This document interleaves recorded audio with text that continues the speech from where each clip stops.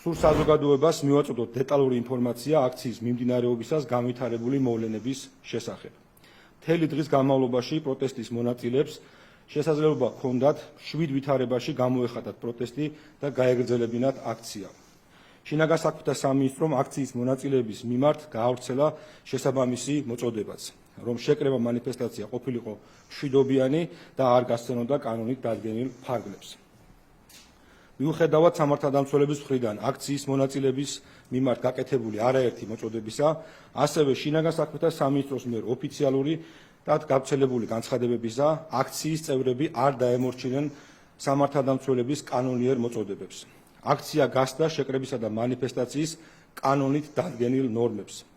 აქციის ორგანიზატორების მხრიდან გახმოვანდა ძალადობრივი შინაარსის მოწოდებები.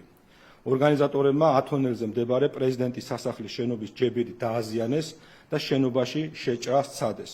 დაფიქსირდა ძალადობის ფაქტები. საპროტესტო აქციის მონაწილეების მხრიდან განხორციელებული კანონსაწინააღმდეგო ქმედებების, მათ შორის ძალადობრივი ჯგუფების მიერ სამართალდამცველების მისამართით ნასროლის სხვადასხვა საგნის მოხვედრის შედეგად ამ ეტაპზე არსებული მონაცემებით შინაგან საქმეთა სამინისტროს 14 თანამშრომელია დაშავებული. დაშავებულ პოლიციელებს სხვადასხვა სახის ჯანმრთელობის დაზიანება აღენიშნებათ.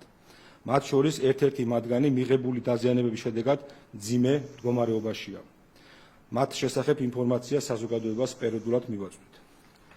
ადგილზე საზოგადოებრივი წესრიგის აღდგენის მიზნით შინაგან საქმეთა სამინისტრომ კანონმდებლობით გათვალისწინებული სპეციალური საშუალებები გამოიყენა. ხაზგასმით აღნიშნავთ, რომ სამართალდამცველების მიერ ჩატარდება საჭირო საპროცესო და საგამოძიებო მოქმედებები ყველა იმ პირის დადგენისა და დაკავების მიზნით, ვინც კანონსაწინააღმდეგო ქმედება ჩაიდინა. კიდევ ერთხელ უმკაცრესად მოგიწოდებთ ყველა აქციის მონაწილეს დაემორჩილოთ პოლიციის კანონიერ მითითებებს, არ დაუშვათ სიტუაციის ხელოვნურად ესკალაცია, წინააღმდეგ შემთხვევაში სამართალდამცველები გამოიყენებენ კანონით გათვალისწინებულ ყველა შესაბამის ღონისძიებას. დიდი მადლობა.